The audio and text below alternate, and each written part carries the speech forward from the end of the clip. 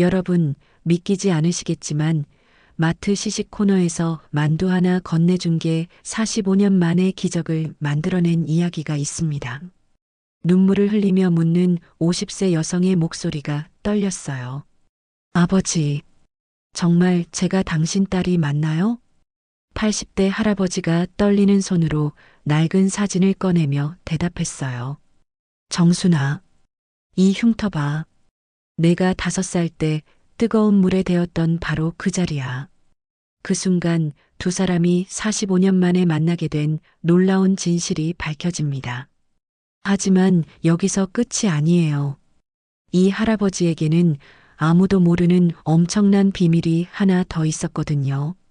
소박한 시식 코너, 아주머니가 하루아침에 대기업 회장의 딸이 되는 기적 같은 이야기. 그런데 이 소식이 알려지자 갑자기 나타난 또 다른 딸의 등장까지. 도대체 누가 진짜 딸일까요? 그리고 이 모든 일의 시작은 무엇이었을까요? 이런 가슴 뛰는 이야기 좋아하시면 좋아요 눌러주시고 끝까지 들어보세요. 마지막 반전은 정말 놀라우실 거예요. 자, 그럼 45년 세월을 되돌린 그 운명적인 첫 만남부터 말씀드릴게요. 서울 잠실 땡땡마트 지하 1층 시식 코너, 오후 3시. 장보기 손님들로 가장 붐비는 시간입니다. 시식 코너 곳곳에서 직원들이 음식을 권하는 소리가 들려와요. 하얀 앞치마를 두른 김정순이 밝은 미소로 만두를 권하고 있었어요. 50세인 정수는 다른 시식 코너와 달리 특별했습니다. 손님이 더 달라고 하면 넉넉하게 내어줬거든요. 동료 미영이 작은 소리로 중얼거렸어요. 정순이 너무 퍼준다는 투정이었지만 정수는 개의치 않았어요. 배고픈 사람을 보면 그냥 지나칠 수 없는 성격이었거든요. 바로 그때 한 할아버지가 나타났습니다. 80대 초반으로 보이는 할아버지는 깔끔하지만 낡은 옷차림이었어요. 시식 코너 앞에서 망설이다가 이쑤시개로 만두를 집으려고 했지만 손이 떨려서 계속 실패하고 있었어요. 정수는 가만히 있을 수 없었어요. 직접 만두를 집어서 할아버지께 건네드렸어요. 할아버지의 눈에 고마움이 가득했어요. 그러나 할아버지는 손이 여전히 떨려 만두를 받기 어려워 보였어요. 정수는 본능적으로 만두를 할아버지의 입에 바로 넣어 주었어요. 할아버지는 오물오물 만두를 맛있게 잡수셨어요. 정수는 또 하나 만두를 할아버지의 입에 넣어줬어요. 이를 본 다른 직원들이 눈살을 찌푸렸지만 신경 쓰지 않았어요. 그런데 할아버지의 표정이 갑자기 어두워졌어요. 정순을 바라보면서 뭔가 그리운 듯한, 아픈 듯한 눈빛을 보냈거든요. 할아버지가 정순의 이름을 물어보더니 그 이름을 되뇌며 조용히 돌아갔어요. 하지만 정수는 몰랐어요. 그 할아버지가 45년 동안 찾아 헤맨 딸의 이름이 바로 김정순이었다는 것을. 며칠 후 할아버지가 다시 나타났어요. 이번에는 더 오래 머물렀어요. 만두 맛이 좋다고 하면서 말이에요. 하지만 진짜 이유는 따로 있었어요. 할아버지는 정순을 볼 때마다 가슴이 뛰었거든요. 왠지 모르게 정순에게서 잃어버린 딸의 모습이 보였어요. 특히 정순이 손님들을 대하는 착한 마음을 보면서 확신이 들었어요. 잃어버린 딸도 이런 아이였을 거라고 말이에요. 할아버지가 혼자 산다고 하면서 45년 전에 딸을 잃어버렸다고 털어놓았어요. 아직도 찾고 있다는 말에 정순의 마음이 아팠어요. 45년이면 얼마나 긴 세월인가요? 정순이 분명히 찾으실 거라고 위로하자 할아버지의 눈에 눈물이 고였어요. 고맙다는 말을 연신 반복했어요. 그때 정순은 몰랐어요. 자신이 바로 그 할아버지가 45년간 찾던 딸이라는 것을. 그리고 곧 일어날 놀라운 기적을 말이에요. 하지만 운명의 실은 이미 엮이기 시작했습니다. 얼마 후 벌어질 예상치 못한 사건이 이 두 사람의 인생을 완전히 바꿔놓을 테니까요. 그로부터 일주일 후 화요일 오후 2시 평상시보다 한산한 마트에서 정수는 평소처럼 시식 코너에서 일하고 있었어요. 그런데 이상했어요. 매일 같은 시간에 오시던 할아버지가 보이지 않았거든요. 정수는 괜히 걱정이 되었어요. 혹시 아프신 건 아닐까 하는 마음에 시계를 자꾸 보게 되었어요. 오후 3시경 정순이 만두를 정리하고 있을 때 멀리서 익숙한 모습이 보였어요. 할아버지가 천천히 걸어오고 있었는데 뭔가 이상했어요. 평소보다 걸음이 더디고 얼굴이 창백해 보였거든요. 정순이 걱정스럽게 물어보자 할아버지는 억지로 미소를 지으며 괜찮다고 했어요.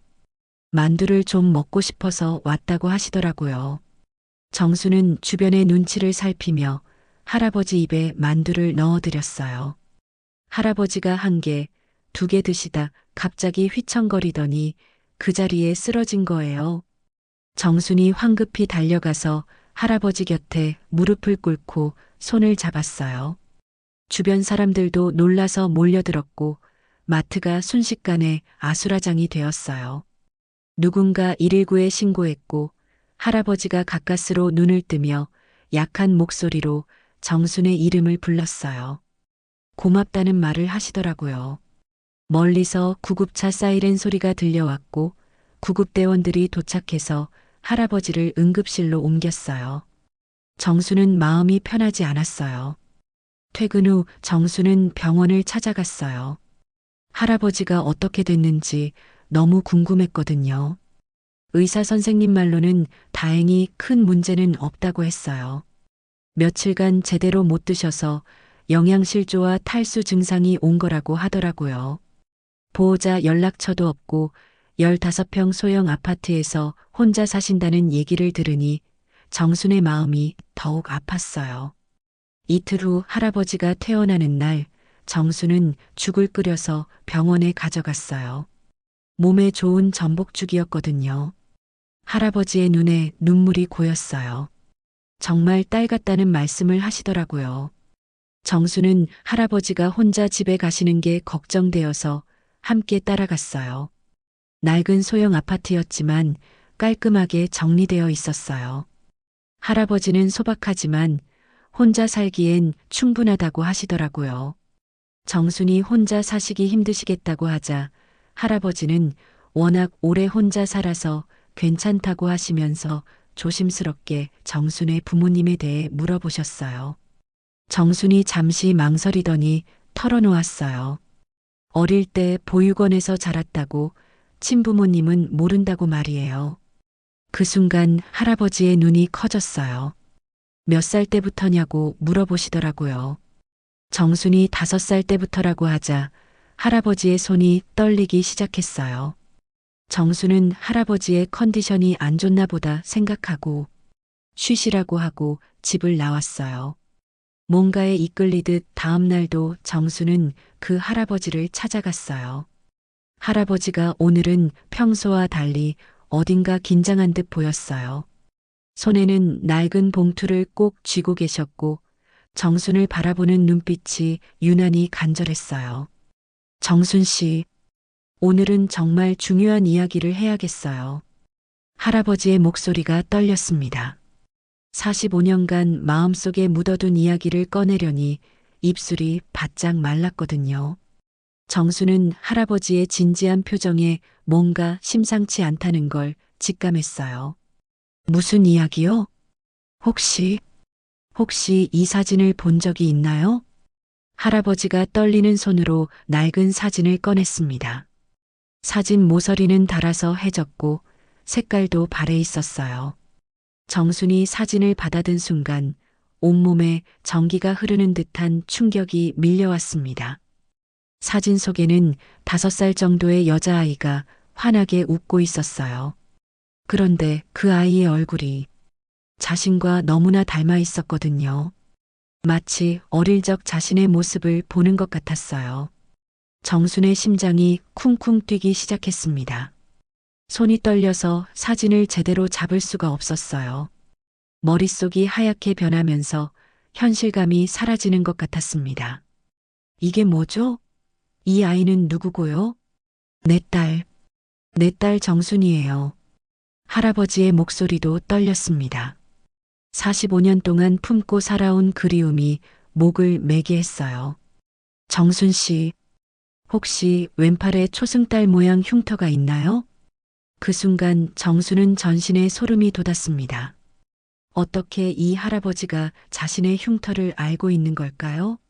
그 흉터는 보육원 원장님도 자세한 이유를 모른다고 했는데 정수는 무의식적으로 왼팔을 감쌌습니다. 갑자기 숨이 가빠지고 가슴이 답답해졌어요. 뭔가 엄청난 진실이 밝혀질 것 같은 두려움과 동시에 기대감이 밀려왔습니다. 어떻게 그걸 보여주실 수 있나요? 제발. 할아버지의 간절한 부탁에 정수는 떨리는 손으로 소매를 걷어 올렸습니다. 어릴 때부터 있던 초승달 모양의 작은 흉터가 드러났어요. 그 순간 할아버지는 주체할 수 없이 눈물을 쏟기 시작했습니다. 45년간 억눌러왔던 감정이 폭포수처럼 쏟아져 나왔어요. 정순아, 내 딸 정순아, 정말 너구나. 할아버지가 떨리는 손으로 정순의 흉터를 어루만졌습니다. 그 따뜻한 손길에 정수는 이상한 기분이 들었어요. 왠지 낯설지 않은 어디선가 느껴본 것 같은 온기였습니다. 무슨 말씀이세요? 정수는 당황해서 한 걸음 뒤로 물러섰습니다. 하지만 마음 한편으로는 이 모든 상황이 우연이 아닐 거라는 예감이 들었어요. 할아버지가 자신에게 보여준 특별한 관심, 그리고 지금 이 사진과 흉터, 나는 박만수야. 너의 아버지다, 정순아. 그 말이 떨어지는 순간 정수는 세상이 빙빙 돌아가는 것 같았습니다. 다리에 힘이 빠져 주저앉을 뻔했어요.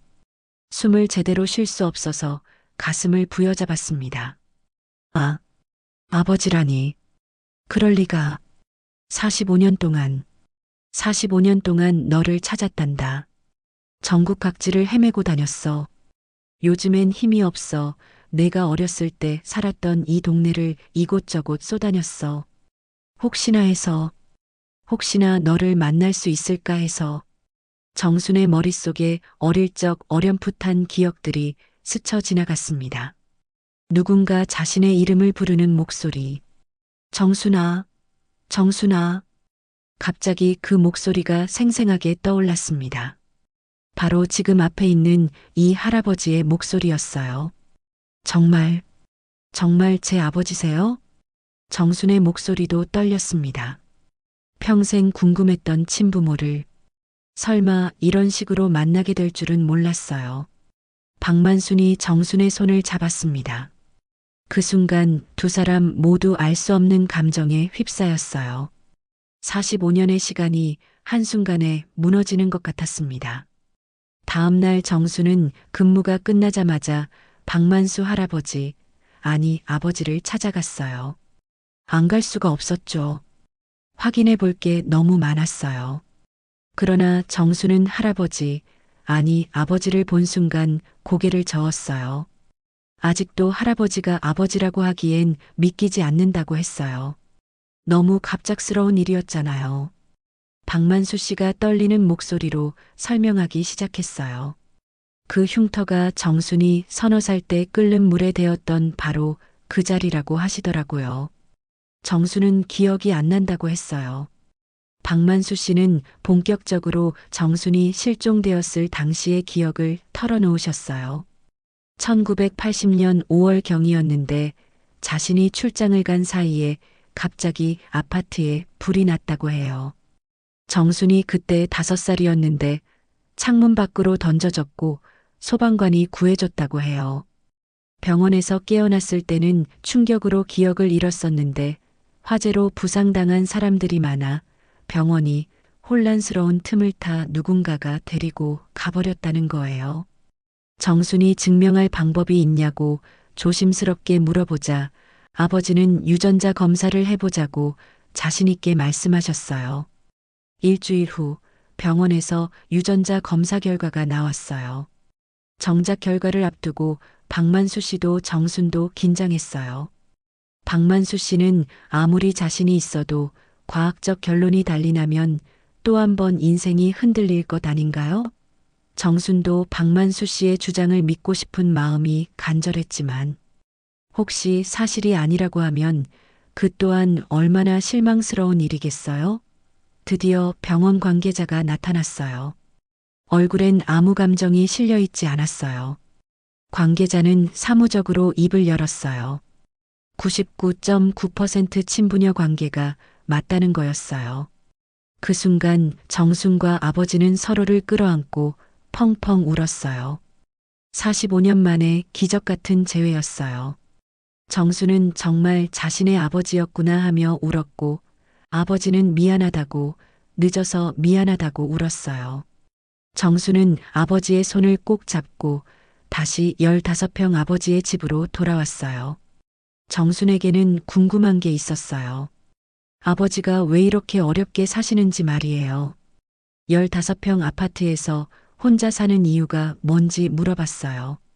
박만수 씨가 쓴웃음을 지으며 사실 자신에게는 비밀이 하나 있다고 하셨어요. 자신이 가난하지 않다고 오히려 그 반대라고 하시더라고요. 정순이 이해할 수 없다는 표정을 지었어요. 무슨 말씀이냐고 했더니 박만수 건설을 들어본 적 있냐고 물어보시는 거예요. 정순이 깜짝 놀랐어요. 박만수 건설이라면 서울 강남 일대 재개발을 담당한 대기업이었거든요. 박만수 회장이 그 회사가 자신의 회사라고 자신이 박만수 건설 회장이라고 하시는 거예요. 정수는 입을 다물 수 없었어요. 시식 코너에서 만두 얻어먹던 할아버지가 대기업 회장이라니. 정순이 그럼 왜 이렇게 사시냐고 묻자 아버지는 딸을 잃어버린 아버지가 어떻게 호화로운 삶을 살 수 있겠냐고 하시더라고요. 딸을 찾기 전까지는 최소한으로만 살려고 했다는 거예요. 박만수 회장이 서랍에서 서류들을 꺼내시더라고요. 회사 지분과 부동산, 현금을 합치면 엄청난 재산이라고 하시면서 이제 다 정순의 것이라고 하셨어요. 정순은 숨이 막혔어요. 평생 상상도 못한 막대한 재산이었거든요. 하지만 정순은 그런 돈이 필요 없다고 했어요. 아버지를 찾은 것만으로도 충분하다고 말이에요. 아버지의 눈에서 또 눈물이 흘렀어요. 딸의 순수한 마음이 너무나 고마웠거든요. 아버지는 말했어요. 이 돈 중에서 조금 떼어내 실종아동재단에도 기부하자고 하셨어요. 자신들처럼 헤어진 가족들이 다시 만날 수 있도록 돕자고 하시더라고요. 정순이 고개를 끄덕였어요. 정말 좋은 아버지를 만난 것 같았거든요. 그런데 이들은 몰랐어요. 이 소식이 언론에 알려지면서 예상치 못한 큰 파동이 일어날 거라는 것을, 그리고 정순의 평범했던 일상이 완전히 뒤바뀔 거라는 것을 말이에요. 며칠 후 월요일 아침 정순이 평소처럼 마트 지하로 내려가는 에스컬레이터에서부터 뭔가 이상한 기운을 느꼈어요. 평소보다 웅성거리는 소리가 크고 시식 코너 쪽에서 사람들이 모여 있었거든요. 동료 미영이가 얼굴이 새빨갛게 달아오른 채로 정순에게 달려왔어요. 숨이 차서 말을 제대로 못할 정도였어요. 언니, 언니. 미영이의 목소리가 떨리고 있었어요. 스마트폰을 들고 있는 손도 파들파들 떨렸죠. 화면에는 45년 만에 극적 상봉이라는 제목이 크게 보였어요. 박만수 건설 회장이 실종된 딸을 찾았다는 내용이었어요. 정순의 얼굴 사진까지 함께 실려 있었거든요. 정순은 마치 차가운 물을 뒤집어 쓴 것 같았어요. 손끝이 차갑게 식어들고 심장이 빠르게 뛰기 시작했어요. 어떻게 언론에 알려진 걸까요? 유전자 검사를 받았던 병원 관계자나 회사 직원들을 통해 소문이 퍼진 것 같았어요. 이런 화제성 있는 일이 비밀로 남을 리 없었죠. 시식 코너 주변에 있던 동료들의 시선이 모두 정순에게 꽂혔어요. 평소 친하게 지내던 선미의 눈에는 질투와 부러움이 뒤섞여 있었어요. 언니, 이제 우리랑은 완전히 다른 사람이네요. 선미의 목소리에는 가시가 돋아 있었어요. 정순이 당황하며 아니라고, 자신은 그냥 똑같은 정순이라고 했지만 선미는 비웃는 듯한 표정을 지었어요. 회장 딸이면서 엄청난 상속받을 사람이 여기서 뭐 하세요? 선미의 말 한마디 한마디가 정순의 가슴을 찌르는 것 같았어요. 다른 동료들도 수군거리기 시작했어요. 평소와는 완전히 달라진 시선들이었죠. 부러움, 질투, 그리고 어색함이 뒤섞인 그런 눈빛들 말이에요. 점심시간이 되자 평소 정순을 차갑게 대하던 차정민 과장이 나타났어요. 그런데 오늘은 달랐어요. 얼굴에 어색한 미소를 억지로 지으며 다가왔거든요. 정순 씨, 정말 축하합니다. 차 과장의 목소리는 평소보다 한 옥타브 높았어요. 과장된 친근함이 오히려 더 어색하게 느껴졌죠. 차 과장이 앞으로도 계속 일할 거냐고 물어봤을 때 정수는 혼란스러웠어요. 아직 확실하지 않다고 애매하게 대답하자 차 과장은 천천히 생각해 보라며 언제든 환영한다고 했어요. 불과 며칠 전만 해도 구조조정이라며 압박하던 그 사람이 말이에요. 정수는 사람들이 이렇게 쉽게 변할 수 있다는 게 씁쓸했어요. 퇴근길 정순의 발걸음은 무거웠어요. 평소 즐겁게 다니던 직장이 갑자기 낯선 곳처럼 느껴졌거든요. 아버지를 만나러 간 정순의 마음은 복잡했어요. 박만수 회장은 이미 15평 아파트에서 강남의 넓은 아파트로 이사를 했어요. 고급스러운 인테리어와 큰 창문이 있는 거실에서 아버지를 만났죠. 아버지, 기사 보셨어요? 정순의 목소리는 작았어요. 박만수 회장의 얼굴에는 미안함이 가득했어요. 깊게 팬 주름 사이로 죄책감이 묻어났거든요. 미안해, 정순아. 아빠가 더 조심했어야 했는데. 정순이 괜찮다고 했지만 박만수 회장의 표정은 여전히 어두웠어요. 창밖을 바라보는 그의 옆모습에서 걱정이 느껴졌어요. 사실 걱정되는 게 하나 있어. 박만수 회장의 목소리가 낮아졌어요. 이런 기사가 나면 가끔 가짜가 나타나기도 해. 돈을 노리고. 바로 그때 박만수 회장의 핸드폰이 요란하게 울렸어요. 정적을 깨뜨리는 그 소리에 두 사람 모두 움찔했어요. 전화를 받은 박만수 회장의 얼굴이 점점 굳어졌어요. 이마에 주름이 더 깊게 패이고 입술이 굳게 다물어졌어요. 뭐라고요? 지금 방송국에? 박만수 회장의 목소리가 떨렸어요. 변호사에게서 온 전화였어요. 지금 방송국에 다른 여자가 나타나서 자기가 진짜 딸이라고 주장하고 있다는 거였어요. 정수는 귀를 의심했어요. 가슴이 쿵 내려앉는 것 같았거든요. 박만수 회장이 급히 텔레비전을 켰어요. 리모컨을 잡은 손이 미세하게 떨리고 있었어요. 화면이 켜지자 50대 중반으로 보이는 여성이 카메라 앞에서 눈물을 흘리고 있었어요. 그녀의 이름은 박미정이었어요. 저는 박만수 씨의 진짜 딸입니다. 박미정의 목소리는 절규에 가까웠어요. 눈물로 범벅이 된 얼굴로 카메라를 똑바로 응시했어요. 박미정은 45년 전에 아버지가 자신을 버리고 떠났다고 주장했어요. 실종된 게 아니라 고의로 버린 거라면서 말이에요. 기자가 그럼 지금까지 어디 있었냐고 묻자 박미정은 할머니 손에서 자랐다고 했어요. 할머니가 돌아가시기 전에 내 아버지는 박만수이고 건설회사 사장이라고 말해줬다는 거예요. 박미정이 출생신고서와 어릴 때 사진을 카메라 앞에 내밀었어요. 자신에게는 명확한 증거가 있다고 주장하면서 말이에요. 정수는 혼란에 빠졌어요. 머릿속이 하얗게 변하는 것 같았어요. 혹시 자신이 착각한 건 아닐까? 혹시 진짜 딸은 저 여자인 건 아닐까? 정순이 떨리는 목소리로 아버지에게 물어봤어요.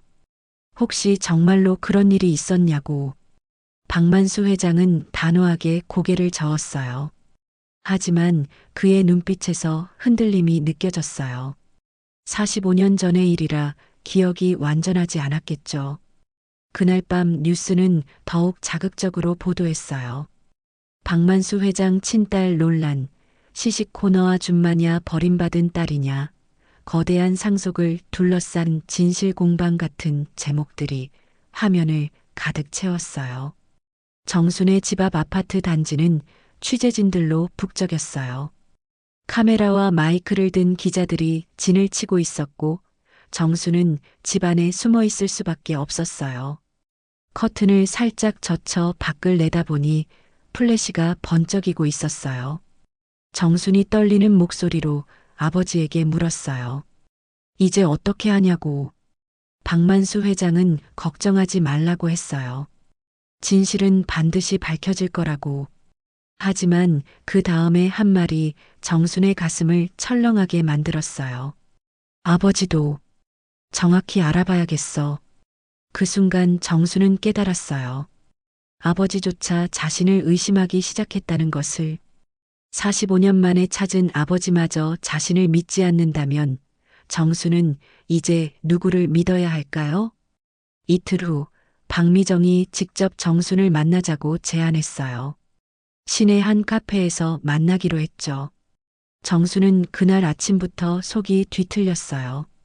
거울을 보니 얼굴이 창백해져 있었고 눈 밑에는 진한 다크서클이 생겨 있었어요.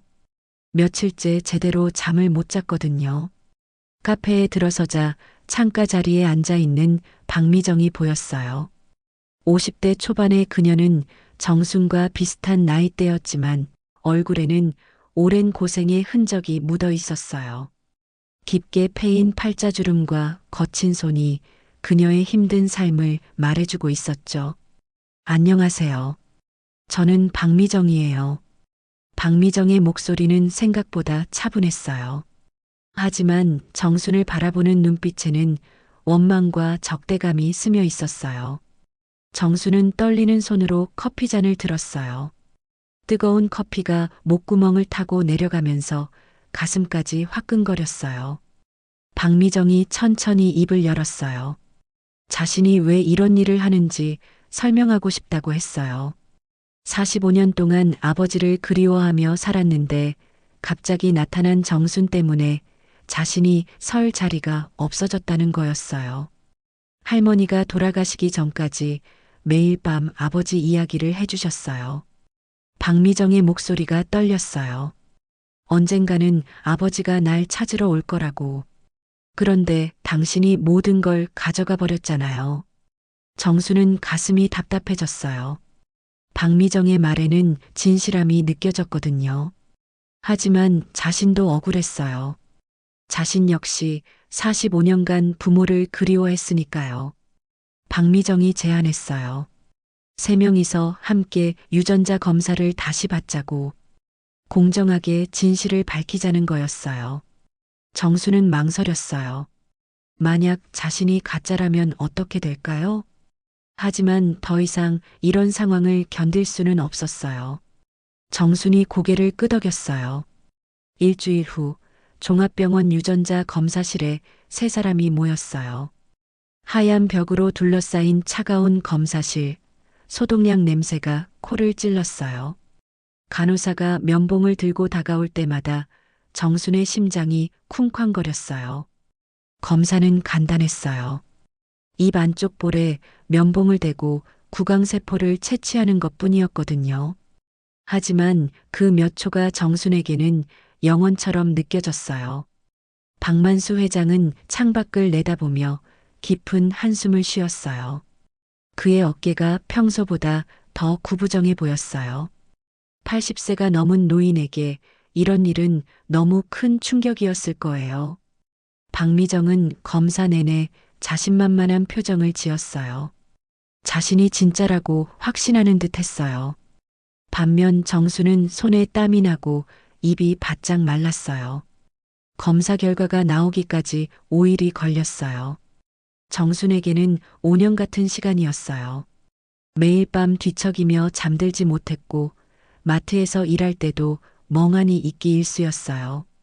동료들은 정순을 이상한 눈으로 바라봤어요. 차 과장조차 다시 예전의 차가운 모습으로 돌아갔어요. 사람들은 이미 박미정이 진짜일 가능성을 염두에 두고 있었거든요. 드디어 결과 발표일이 왔어요. 병원 상담실에 세 사람이 다시 모였어요. 검사실의 관계자가 두꺼운 서류를 들고 들어왔을 때 정순의 손은 책상 아래에서 주먹을 꽉 쥐고 있었어요. 검사 결과를 말씀드리겠습니다. 관계자의 목소리가 상담실에 울려 퍼졌어요. 정수는 숨을 멈췄어요. 박미정은 몸을 앞으로 기울였고 박만수 회장은 눈을 감았어요. 박만수 씨와 김정순 씨는 99.9% 친부녀 관계가 확실합니다. 관계자의 첫 번째 발표에 정수는 안도의 한숨을 내쉬었어요. 그리고 박만수 씨와 박미정 씨는 관계자가 잠시 멈췄어요. 친부녀 관계가 아닙니다. 그 순간 박미정의 얼굴이 새하얗게 변했어요. 믿을 수 없다는 표정으로 관계자를 바라봤어요. 그런데 어떻게 제가 가진 서류들은 박미정의 목소리가 떨렸어요. 관계자가 차분하게 설명했어요. 박미정이 제출한 출생신고서를 보니 아마 위조된 것 같다고 했어요. 용지나 도장 등이 당시 것과 달라 보인다는 거였어요. 박미정은 당황했어요. 할머니가 주신 게 분명하다고 했어요. 거짓말일 리 없다면서 말이에요. 그때 박만수 회장이 조용히 말했어요. 박미정의 할머니 성함을 묻더라고요. 김옥순 할머니요. 박미정이 대답하자 박만수 회장의 표정이 변했어요. 김옥순, 그분 맞네요. 박만수 회장이 기억을 더듬었어요. 45년 전에 제가 도와드린 분이에요. 박만수 회장이 설명하기 시작했어요. 당시 김옥순 할머니가 경제적으로 어려워서 자신이 생활비를 지원해줬다고 했어요. 박미정은 충격을 받았어요. 그때 할머니가 자주 했던 이야기가 있었다고 했어요. 당신 손녀딸도 박씨 성을 가졌으면 좋겠다고 했다는 거예요.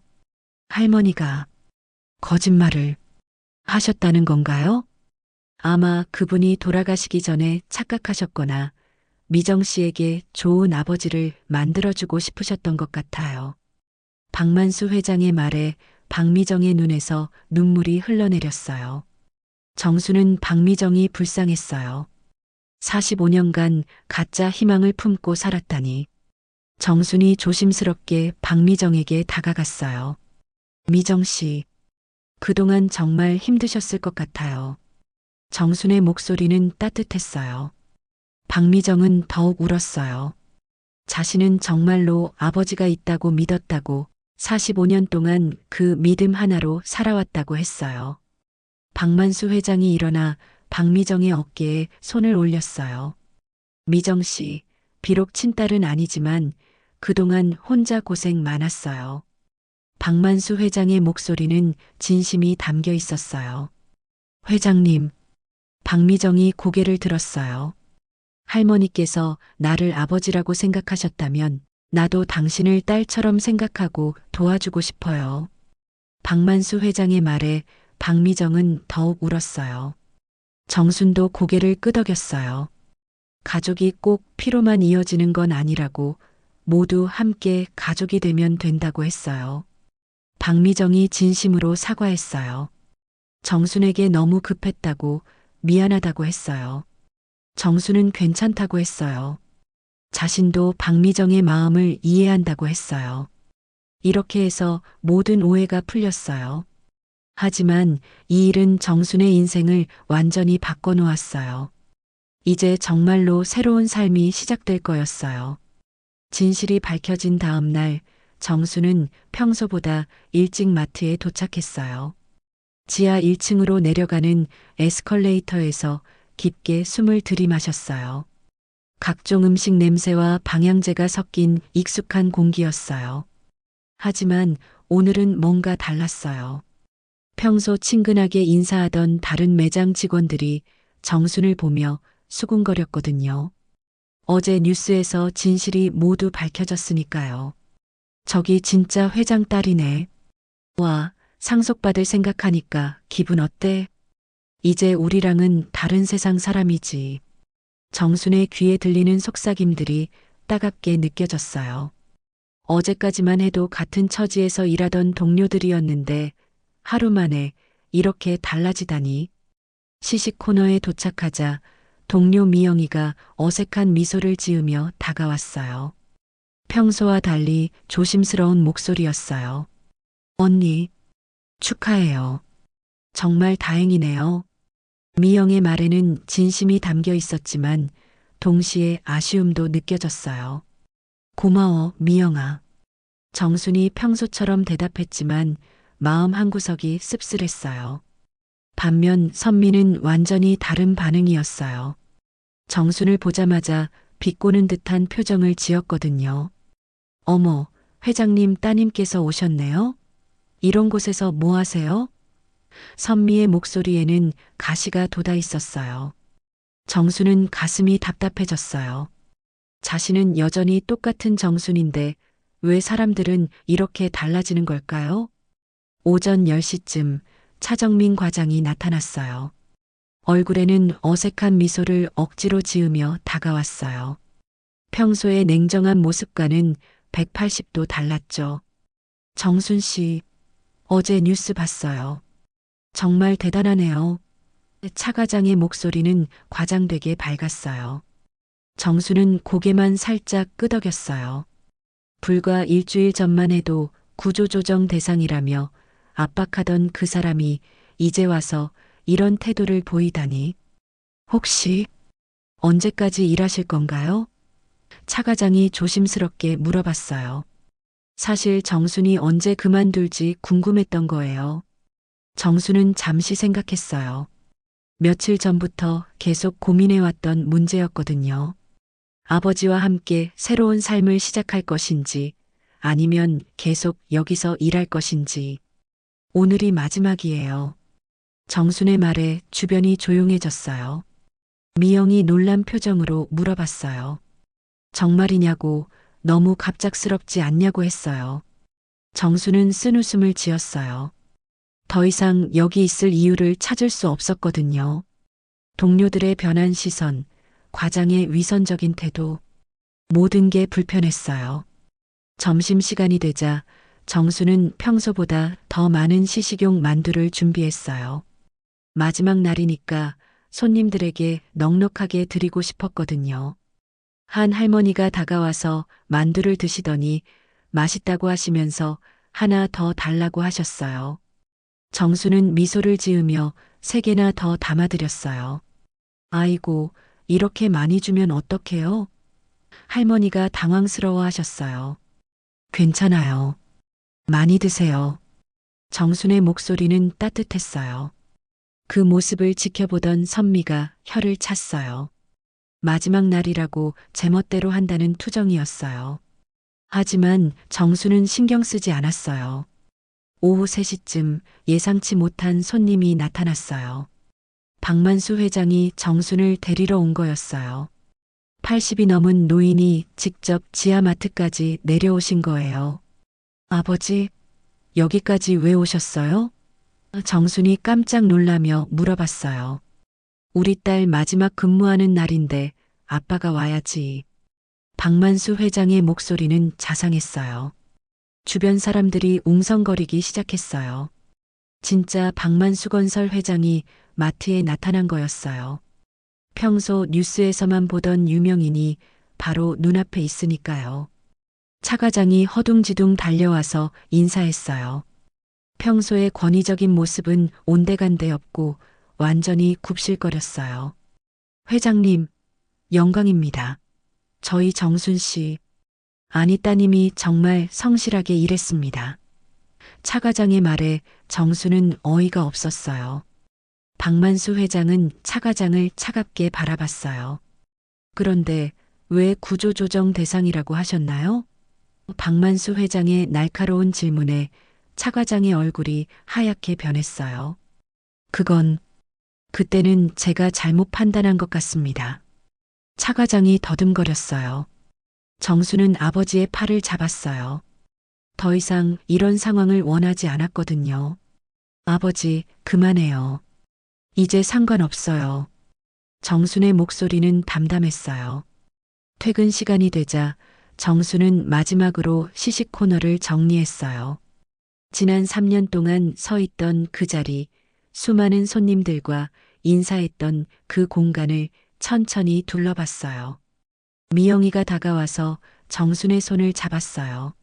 언니 연락해요. 꼭이요. 미영의 눈에 눈물이 맺혀 있었어요. 그럼 미영아. 고마웠어. 정순도 울컥했어요. 미영만은 끝까지 진심으로 대해줬거든요. 선미는 멀리서 시큰둥한 표정으로 바라보고 있었어요. 인사도 하지 않았어요. 정수는 마지막으로 앞치마를 벗으며 생각했어요. 여기서의 3년이 힘들었지만 소중한 시간이었다고. 특히 아버지를 만나게 해준 곳이니까요. 박만수 회장과 함께 마트를 나서는 정순의 발걸음은 가벼웠어요. 뒤돌아보니 형광등 불빛이 환하게 빛나는 마트가 보였어요. 하지만 이제는 정말로 다른 세상이 되어버린 곳이었어요. 후회되니? 박만수 회장이 물어봤어요. 아니요. 전혀요. 정수는 확신에 찬 목소리로 대답했어요. 이제 정말로 새로운 시작이었으니까요. 그로부터 한 달이 지났어요. 정순의 삶은 완전히 달라져 있었어요. 강남의 고급 아파트 거실에서 정수는 창밖을 내다봤어요. 한강이 유유히 흘러가는 모습이 보였어요. 불과 몇 달 전만 해도 상상할 수 없었던 풍경이었죠. 하지만 정수는 이 호화로운 삶에 완전히 적응하지 못하고 있었어요. 너무 넓은 집, 너무 많은 방들. 오히려 예전의 작은 원룸이 그리워질 때가 많았어요. 정순아, 뭘 그렇게 생각하고 있니? 박만수 회장이 지팡이를 짚고 다가왔어요. 80이 넘은 나이에도 정정한 모습이었지만 요즘 들어 더 의지하는 모습을 보였어요. 아무것도 아니에요, 아버지. 그냥 신기해서요. 정순이 미소를 지었어요. 사실 정수는 고민이 많았어요. 갑자기 엄청난 재산을 물려받게 되었지만 그 돈을 어떻게 써야 할지 막막했거든요. 평생 검소하게 살아온 사람에게는 너무 큰 변화였어요. 박만수 회장이 소파에 앉으며 말했어요. 정순아, 그동안 묻고 싶은 게 있었는데 사생활이라 묻지를 못했다. 혹시 내 결혼 같은 거 말씀하시려고요? 그래. 물어봐도 되겠니? 보육원에서 나와 몇 차례 남자들을 만난 적이 있어요. 그 중에 한 남자와 동거까지 했고요. 그런데 끝이 별로 안 좋았어요. 그 후엔 쭉 혼자 살고 있었어요. 많이 외로웠겠구나. 1년에 한두 번 문득 나는 왜 이 세상에 홀로 남겨져 있을까? 하는 생각이 들면 걷잡을 수 없이 눈물이 날 때가 있어요. 박만수 회장이 눈시울이 붉어진 딸의 손을 붙잡고 어루만졌어요. 이제 나 만났으니 그런 생각하지 말고 행복하게 살자꾸나. 딸의 손을 붙잡고 있던 박만수 회장이 생각난 듯이 말했어요. 정순아, 아빠가 제안하고 싶은 게 있어. 그의 목소리에는 진지함이 담겨 있었어요. 무엇이요? 실종아동재단에 기부하기로 했잖아. 그런데 단순히 돈만 주는 게 아니라 우리가 직접 나서면 어떨까? 박만수 회장의 눈에 희망의 빛이 보였어요. 정수는 흥미를 느꼈어요. 그저 돈만 기부하는 것보다 직접 도움이 되는 일을 하고 싶었거든요. 어떤 일을 하는 건가요? 우리처럼 헤어진 가족들을 찾아주는 일 말이야. 내가 가진 인맥과 내가 가진 따뜻한 마음을 합치면 많은 도움이 될 것 같아. 박만수 회장의 제안에 정순의 가슴이 뛰었어요. 바로 그때 초인종이 울렸어요. 정순이 문을 열어보니 박미정이 서 있었어요. 한 달 전보다 훨씬 밝은 표정이었어요. 정순 언니, 안녕하세요. 박미정의 목소리는 활기차 있었어요.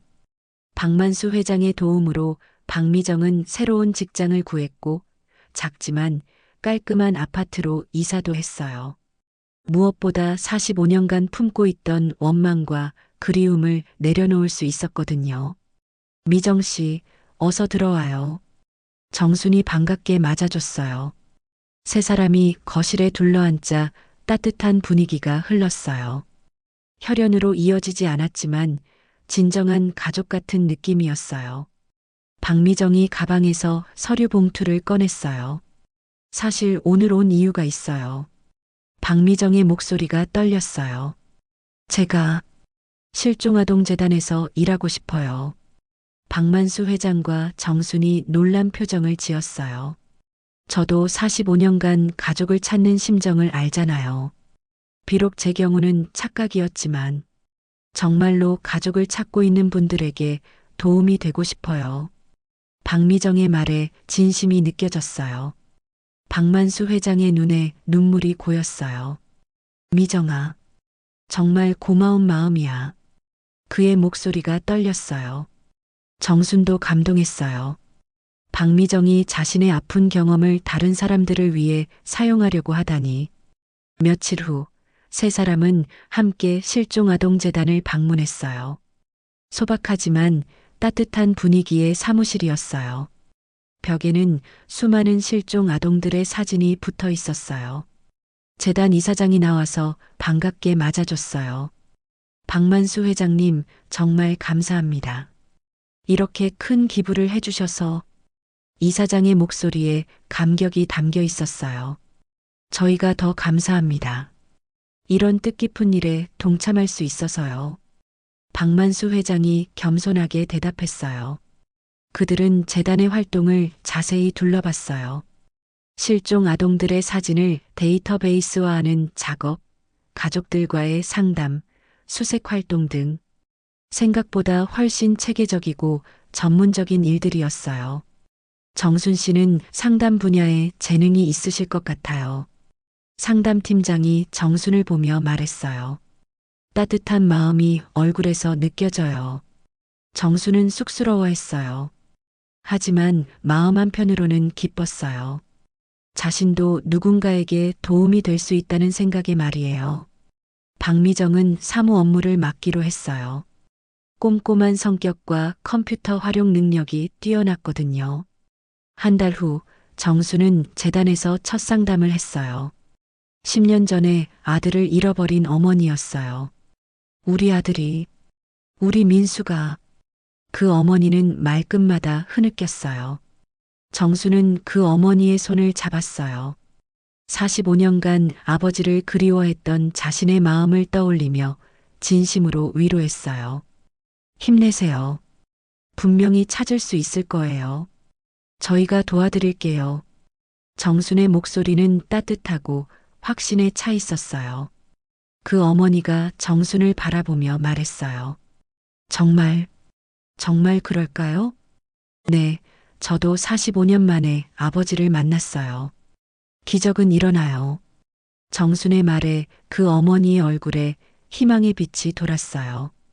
그날 저녁 집으로 돌아온 정수는 아버지에게 하루 있었던 일을 이야기했어요. 아버지, 오늘 정말 보람 있었어요. 제가 누군가에게 희망을 줄 수 있다니. 정순의 목소리에 기쁨이 가득했어요. 박만수 회장이 딸을 자랑스럽게 바라봤어요. 정순아, 아빠가 정말 자랑스러워. 내가 이렇게 좋은 일을 하다니. 그의 목소리에 감동이 담겨 있었어요. 아버지 덕분이에요. 아버지가 저를 찾아주셨으니까 이런 일도 할 수 있는 거잖아요. 정순이 아버지의 손을 잡았어요. 그날 밤 정순은 창밖을 바라보며 생각했어요. 마트 시식 코너에서 만두를 건네던 평범한 아주머니가 이제는 실종자 가족들에게 희망을 주는 사람이 되었다고. 인생이란 정말 예측할 수 없는 것 같았어요. 1년 후 가을의 끝자락이었어요. 정수는 실종아동재단 사무실에서 하루 일과를 마치고 집으로 향하고 있었어요. 지하철 창문으로 보이는 노을이 유난히 아름다웠어요. 주황빛 하늘이 한강을 물들이고 있었거든요. 핸드폰이 울렸어요. 재단 후배 직원 수진이에게서 온 전화였어요. 선배님, 대박 소식이에요. 수진이의 목소리가 흥분으로 떨리고 있었어요. 무슨 일이야? 기억하세요? 지난달에 상담하신 김민수 어머니요? 아들을 찾았대요. 정순의 가슴이 뜨겁게 달아올랐어요. 3개월 동안 상담하며 함께 울고 웃었던 그 어머니의 얼굴이 떠올랐거든요. 정말? 어떻게? 선배님이 제안하신 DNA 전국 데이터베이스 검색에서 매칭이 된 거예요. 지금 모자가 경찰서에서 만나고 있어요. 정수는 지하철에서 내리자마자 택시를 잡았어요. 당장 경찰서로 가고 싶었거든요. 경찰서에 도착하자 익숙한 뒷모습이 보였어요. 김민수 어머니가 20대 후반의 청년과 서로를 끌어안고 울고 있었어요. 어머니, 정말 어머니세요? 청년의 목소리가 떨렸어요. 민수야, 우리 민수. 어머니는 말을 잇지 못하고 계속 울기만 했어요. 정수는 멀리서 그 모습을 바라보며 눈물을 흘렸어요. 1년 전 자신과 아버지의 모습이 겹쳐 보였거든요. 김민수 어머니가 정순을 발견하고 달려왔어요. 선생님, 선생님 덕분이에요. 그녀가 정순의 손을 꽉 잡았어요. 선생님이 포기하지 말라고, 기적은 일어난다고 하신 말씀. 그 말씀 때문에 버틸 수 있었어요. 정수는 뭉클했어요. 자신의 경험이 정말로 누군가에게 희망이 되었다는 것이 믿어지지 않았어요. 집으로 돌아가는 길, 정수는 문득 1년 전 그 시식 코너가 그리워졌어요. 모든 것이 시작된 그곳 말이에요. 다음 날 토요일 정수는 박만수 회장과 박미정에게 제안했어요.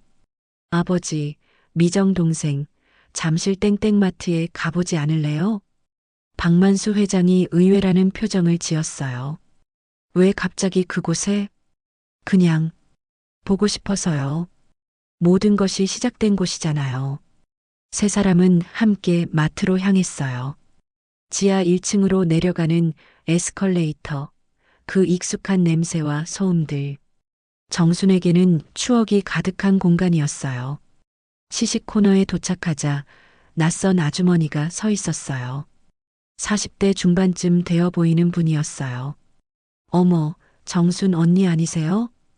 갑자기 뒤에서 목소리가 들렸어요. 돌아보니 미영이가 서 있었어요. 1년 만에 보는 얼굴이었어요. 미영아. 정순이 반갑게 달려갔어요. 언니, 어떻게 지내세요? 뉴스에서 봤어요. 재단에서 일하신다면서요? 미영의 목소리에 진심 어린 기쁨이 담겨 있었어요. 응, 정말 보람 있어. 너는 어때? 저는 그냥 똑같이 지내요. 아, 차 과장님은 작년에 다른 곳으로 정근 가셨어요. 미영이 웃으며 말했어요. 박만수 회장과 박미정을 소개해주자 미영이 깊게 인사했어요. 회장님, 정순 언니가 정말 좋은 분이에요. 저희가 여기서 일할 때도 항상 다른 사람들 챙겨주고. 미영의 말에 박만수 회장이 뿌듯한 표정을 지었어요. 새로운 시식 코너, 아주머니가 정순을 신기하게 바라봤어요. 혹시 그 유명한 분이세요? 여기서 회장님 아버지를 만나신. 정순이 쑥스러워하며 고개를 끄덕였어요. 와, 진짜 신기해요. 저도 그 이야기 들었어요. 정말 드라마 같더라고요. 그 아주머니의 눈이 반짝거렸어요. 정수는 예전 자신이 서던 그 자리를 바라봤어요. 1년 전 떨리는 손으로 만두를 집지 못하던 할아버지를 도와드렸던 바로 그 순간이 생생하게 떠올랐어요. 아버지, 바로 저기서 처음 만났어요. 정순이 가리킨 곳을 박만수 회장이 따뜻한 눈빛으로 바라봤어요. 그때 내가 얼마나 친절했는지. 아빠는 그 순간부터 알았어. 내가 내 딸이라는 걸. 박만수 회장의 목소리에 감동이 묻어 있었어요. 박미정도 그 자리를 물끄러미 바라봤어요. 만약 그날 정순 언니가 도와주지 않았다면 우리는 영원히 만나지 못했을지도 모르겠네요. 박미정의 말에 모두가 고개를 끄덕였어요. 시식 코너 새 아주머니가 정순에게 물어봤어요. 혹시 조언 같은 거 해주실 수 있나요? 어떻게 하면 손님들을 잘 대할 수 있을까요? 정순이 따뜻한 미소를 지었어요. 그냥 진심으로 대하세요. 배고픈 사람을 보면 넉넉하게 주시고, 외로워 보이는 분이 계시면 따뜻한 말 한마디 건네주시고, 작은 친절이 때로는 기적을 만들어요. 그 말을 들은 새 아주머니의 얼굴이 밝아졌어요. 네, 명심할게요. 마트를 나서는 길, 정수는 뒤돌아봤어요. 평범해 보이는 그 시식 코너에서 자신의 인생이 완전히 바뀌었다니. 정말 신기한 일이었어요. 정순아, 행복하니? 박만수 회장이 물어봤어요. 네, 정말 행복해요. 정순의 대답은 확신에 차 있었어요. 박미정이 두 사람의 팔짱을 끼며 말했어요. 우리 진짜 가족 같아요. 혈연보다 더 끈끈한 가족 말이에요. 세 사람은 웃으며 마트를 나왔어요. 가을 햇살이 따뜻하게 내리쬐고 있었어요. 그날 저녁, 집에서 저녁을 함께 먹으면서 박만수 회장이 말했어요. 정순아, 미정아, 우리가 한 일이 정말 의미 있는 것 같아. 지난 1년 동안 우리 재단을 통해 17가족이 상봉했다며? 네, 정말 뿌듯해요. 정순이 대답했어요. 저도 일할 때마다 보람을 느껴요. 제 경험이 이렇게 도움이 될 줄 몰랐어요. 박미정도 미소를 지었어요. 박만수 회장이 두 딸을 바라보며 말했어요. 내가 45년 동안 정순이를 찾으면서 가장 많이 한 기도가 있었어. 내 딸이 어디서든 행복하게 살고 있기를, 그리고 누군가에게 사랑받고 있기를 바란다는 거였지. 정순의 눈에 눈물이 맺혔어요. 그런데 지금 보니 내 기도가 이루어졌더구나. 정순이는 정말 착하고 따뜻한 사람으로 자랐어. 그리고 이제는 많은 사람들에게 사랑받고 있잖아.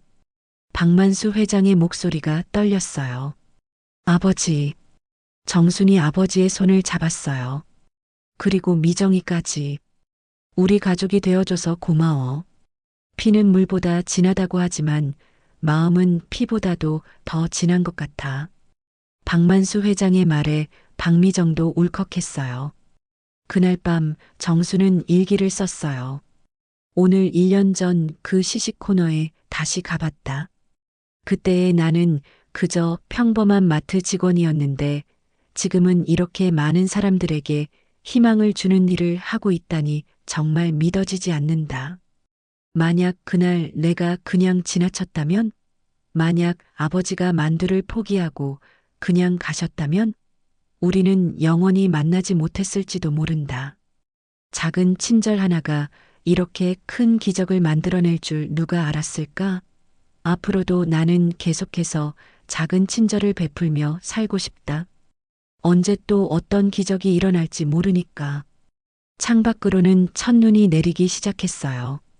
여러분도 오늘 누군가에게 작은 친절을 베풀어 보세요. 그 작은 친절이 어떤 기적을 만들어낼지 아무도 모르니까요. 이런 따뜻한 이야기가 좋으셨다면 좋아요와 구독 부탁드려요. 그리고 여러분의 일상 속 작은 기적들도 댓글로 나눠주세요. 우리 모두의 따뜻한 마음이 더 많은 기적을 만들어낼 수 있을 거예요.